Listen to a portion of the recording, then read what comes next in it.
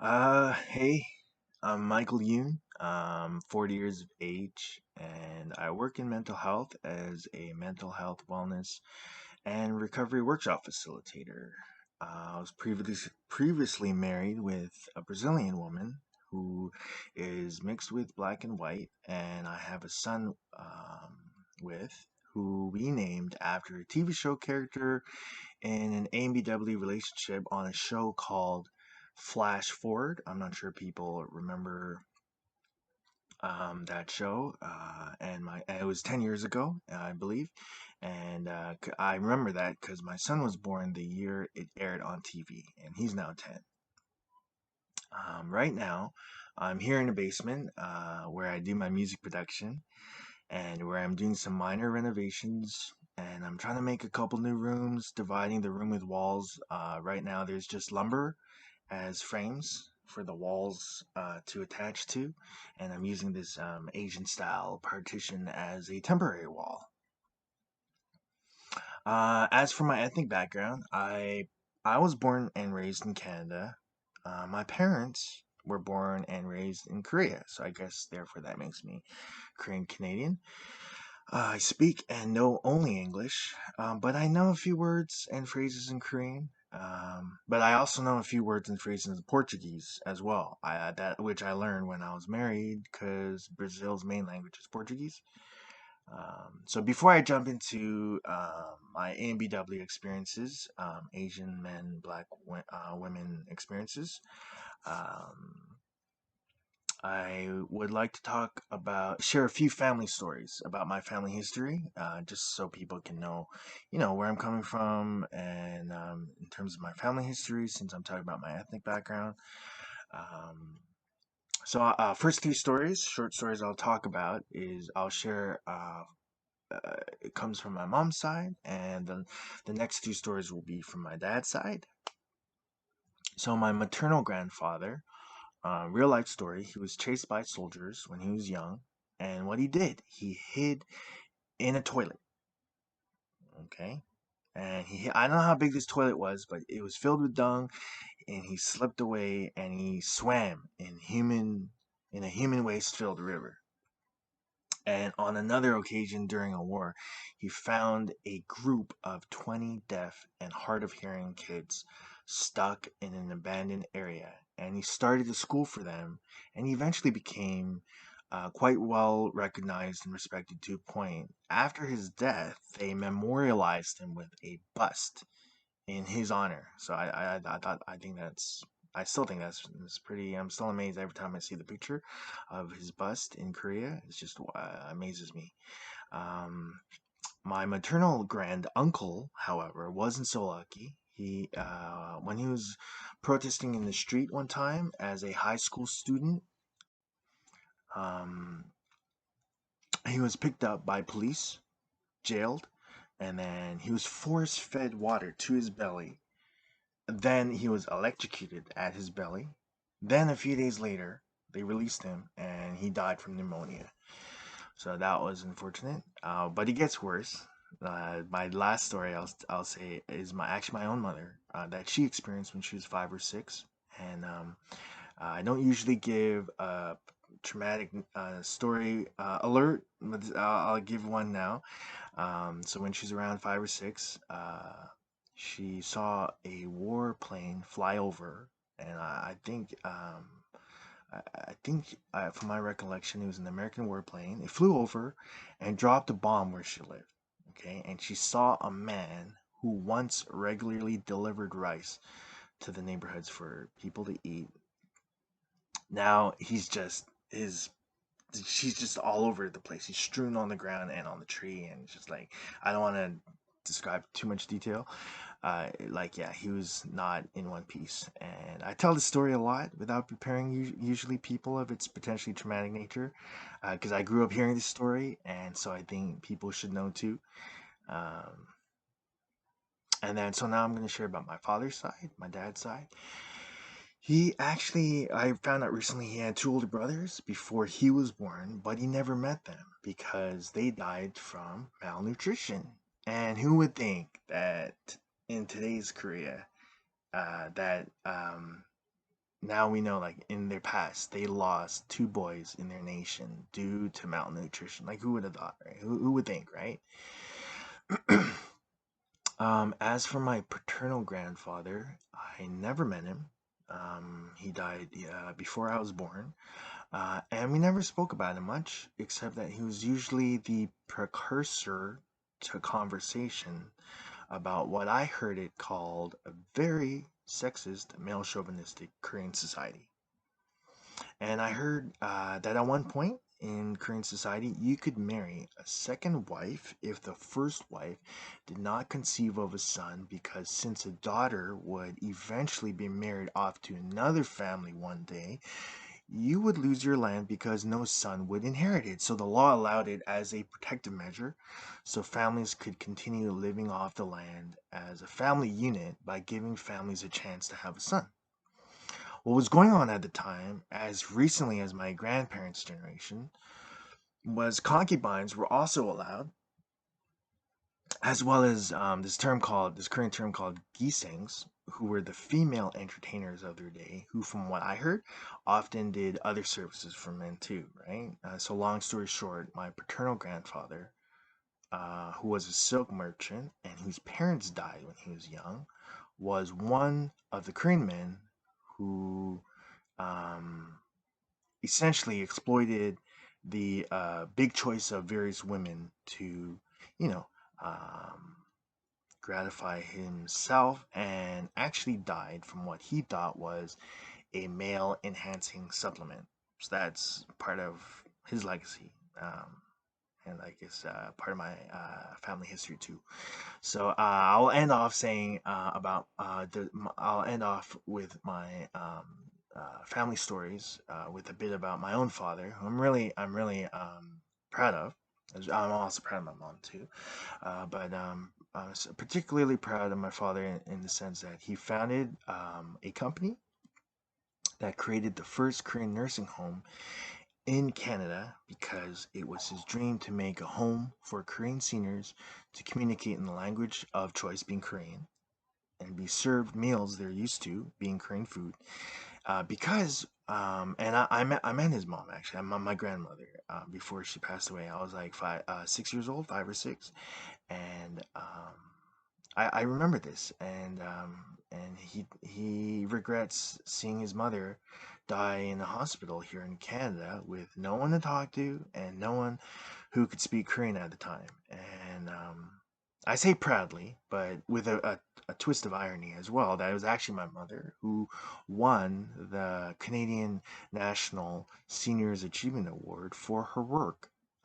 Who It was ironic because it was helping my father, my dad, with the nursing home project. But so that's a bit about my family history. I'm happy for both of them. They do an amazing work for seniors, not just Korean seniors, but seniors all across. And I'm gonna get into a bit about my musical background before I finally jump into my AMBW experiences. So this is a bit about me and my music and my passion. So I'm proud to say I wrote my first song at the age of 5, and I also pride myself as being a self-taught musician. Um, and years ago, in 2006, I was actually recognized by a major Korean entertainment company, but they rejected me at the interview because they wanted someone who had a better grasp of Korean at the time. And I haven't, I can't really, I don't get Korean. Like, I don't understand it. So um, I wasn't someone that they were looking for. And also, I think being engaged to my former wife, my ex-wife, I believe may be another reason, because I heard recently that K-pop singers aren't allowed to date. Yeah. So I actually aspire to be a worship leader at a church. Uh, and so if you want to find my music, I have some material on my YouTube channel. Please check the link in the description below this video that I'm really happy to be a part of. And I can also be found searching my name, Michael Yoon. So I'm gonna jump into my AMBW experiences. There's some good news. There's some good stuff. Then there's some bad stuff. I'll start with the bad stuff first, and get into the good stuff. Um, so the bad stuff first. My AMBW experiences were actually, for the most part, um, uh, in one word, I would say, it leans more on the negative, I'd say. So if I can just bluntly say negative, I would say negative. And I mean, before I jump into the core of the issue, I believe, I don't mind taking partial responsibility for perhaps a negative frame of mind on my part, but I don't think I could take a huge responsibility for the negative aspect of my experiences. I think that's a good segue into the what I believe is the main issue behind it, and which is, I believe, a reality, and which is that people more often than not ignore or reject, is that we live in a very racist society. Um, a racist society where Asian men, I think, are at the bottom of the list of desired men because of the racist lies deeply ingrained and false beliefs strongly held about Asian men. And while I feel uncomfortable speaking on behalf of black women because I'm not a black woman, but I sense perhaps a type of lack of freedom pressured on them as a gender, maybe. So when you put the two groups together, I'm just saying that like liberally, but when you put the two groups together, with the lies about Asian men, lack of freedom for black women, and black women will less likely pick us Asian men as viable partners because of the misconception of Asian men as not enough, not good enough, never will be enough, and as women, generally speaking, I can assume they would prefer to rather feel would prefer to feel safe than uncomfortable. So more often than not, they will avoid choosing us. That's just my 2 cents about things. So the good news, the good stuff, is currently I'm in the best relationship I've ever been. It is an AMBW relationship. I've been in a relationship with her since October of 2020. Um, and Yeah, it's great. I love it, and she's great. And our relationship is with a lot of persistence. We're going well, and I'm really happy about it. And Just to be in line with the previous part of what I said about the negative aspect, and I'll touch on that as well because d- because racist lies about Asian men and as Asian people are still brought up, and it's unfortunate. So even in our relationship, I'm saying is it's brought up. So I calmly address them, and it just goes to show how deeply ingrained and long held the lies have been gone unaddressed in our society that wonderful people like my girlfriend still hold on to. It used to be a source of stress that would set me off, but I had to learn the difference, in how people say it. It can either be said maliciously or innocently and not as a way to offend someone necessarily, but either way, I believe both are wrong. And it's especially when said maliciously, particularly when it's someone I don't have a rapport with, like a stranger. It could cause me to tense up and get disappointed, even angry. Okay, there's so many lies about us, right? From my perspective, but the one that gets me the most, irks me the most, is happens to be about physical attributes. When I begin talking about it, some people may misunderstand me on a couple ideas. So I just want to clarify. First and foremost, I am comfortable in my own skin, and also I don't believe smaller means bad. Okay, I just wonder if people get where I'm going with this. It's not necessarily where some people may think I'm going with this, but okay, this is what I'm saying. There are repercussions to holding on to particular lies that I'm talking about. So I think there's an unhealthy lack of fear of Asian people, an unhealthy type of lack of fear. And when there's even a small bit of fear and respect, right, it's misplaced on small Asians like myself who may appear larger than what people in our society think Asians are supposed to look like. Um, so, as an example, my mentor, okay, he's 5'6", okay, and he's been labeled big for an Asian, and I can't help but think it's because he happens not to be an ectomorph. So it's like Asians have been relegated to having only one type of physique, one type of height, and so on. It's ridiculous, absurd. It's just a bunch of lies. I mean, it's infuriating, right? Like, who's making up these lies, right? Um, so, as someone who's small for an Asian, myself, who puts on weight easily when I lift weights, right?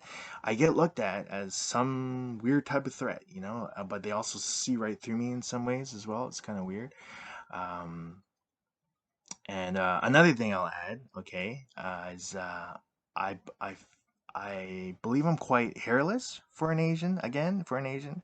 And that gets me too, because I like growing my facial hair, okay, and, but strangers, I get this often on the streets. They like to point out their belief in the lie, using me as the example that Asian men have sparse facial hair. Okay, so facial hair is just not in fashion right now in a lot of Asian communities. Okay, so but a lot of Asians in their society, not a lot of non-Asians in our society need to put their glasses on because they don't seem to notice that thin layer of fur. Okay, after a certain time being shaven in the morning on Asian men's faces, including Asian women's faces. Okay, so anyways, in terms of AMBW, I just end off on a light note. This is something I've always chosen to be a part of, and I am hopeful, and I encourage it to continue growing strong and beautiful. And I want to say thank you very much for having me, and to the host inviting me on this platform. Hopefully, we can be part of another future project together again soon. So take care. Bye, everyone.